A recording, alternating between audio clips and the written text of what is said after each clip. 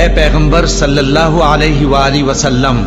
مسلمانوں سے کہہ دو کہ جب اپنی بیویوں کو طلاق دینے لگو تو ان کی عدت کو پیش نظر رکھ کر طلاق دو اور عدت کا شمار رکھو، اور اللہ سے جو تمہارا پروردگار ہے ڈرو، نہ تو تم ہی ان کو ایام عدت میں ان کے گھروں سے نکالو اور نہ وہ خود ہی نکلیں، ہاں اگر وہ کھلی بے حیائی کریں تو اور بات ہے،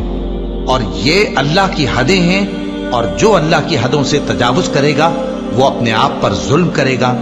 اے طلاق دینے والے، تجھے کیا معلوم شاید اللہ اس کے بعد رجعت کی کوئی سبیل پیدا کر دے، پھر جب وہ اپنی میعاد یعنی عدت ختم ہونے کے قریب پہنچ جائیں تو یا تو ان کو اچھی طرح سے زوجیت میں رہنے دو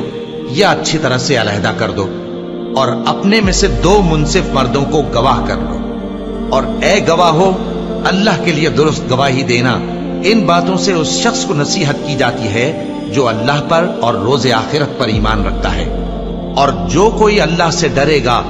وہ اس کے لیے رنج و غم سے نجات کی صورت پیدا کر دے گا، اور اس کو ایسی جگہ سے رزق دے گا جہاں سے اس کو وہم و گمان بھی نہ ہو، اور جو اللہ پر بھروسہ رکھے گا تو وہ اس کے لیے کافی ہوگا۔ اللہ اپنے کام کو جو وہ کرنا چاہتا ہے پورا کر دیتا ہے، اللہ نے ہر چیز کا اندازہ مقرر کر رکھا ہے۔